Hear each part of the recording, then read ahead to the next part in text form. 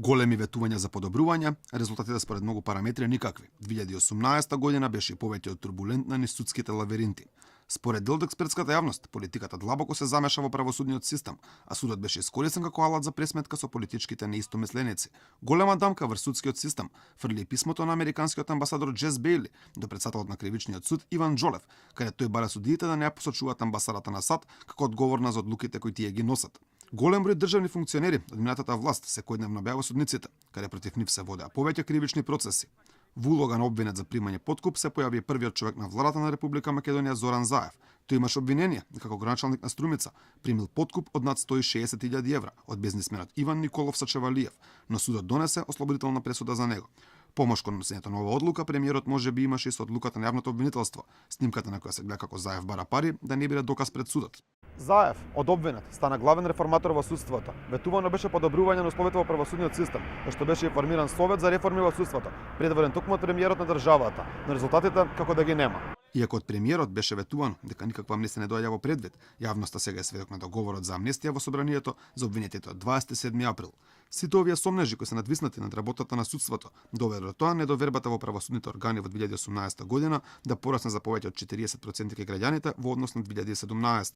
2018 година, споредбено со 2017 година, имаме за 41% или процент зголемен број на граѓани кои се жалат на правосудните органи. Универзитетската професорка Иванка Василевска исто така смета дека состојбата во судството е влошена, потенцирајќи дека токму од советот кој требаше да ги прави судските реформи излегле голем број на еминентни експерти од областа на кривичното право. Оттаму излегува еминентни експерти од областа на кривичното право. Значи, како јаготка на шлагот, на крајот од сите најголем законодавец и реформатор во правосудниот систем е токму аболицираниот премиер на Република Македонија господин Зоран Заев. Василевска пред камерата на Алфа говореше околу судските процеси против поранешните државни функционери. Таа смета дека во 2018 година судските лавиринти били искористени за реваншизам и дерогирање на опозицијата. Освен ни судниците, поранешни државни функционери завршија во притвор. Во келиите во истражниот затвор Скопје влегоа Сашо Мјалков, Милјана Киевски, Кирил Божиновски, поранешниот директор на УБК Владимир Атанасовски, а таму беа и Митко Чавков, пратениците Крсто Муковски, Сашо Василевски и Љубен Арнудов. Во шутка завршија и бизнисмените Орце Камчев и Цветан Панделески. Во анализа на коалицијата сите за правично судење се забележува дека притворот се користи премногу често и неосновано како мерка за обезбедување присуство, а се забележува и за прекршување на човековите права при одредувањето притвор.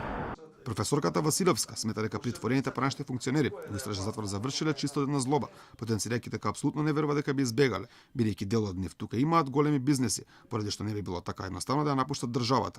Речиси сите политички притвореници или поранешни функционери кои што се притворени во шутка се од чисто една злоба. Тоа е една, како да кажам, тоа е сега она враќање на она претходно што некој нив им направил и за некакви сметки кои што се подмируваат.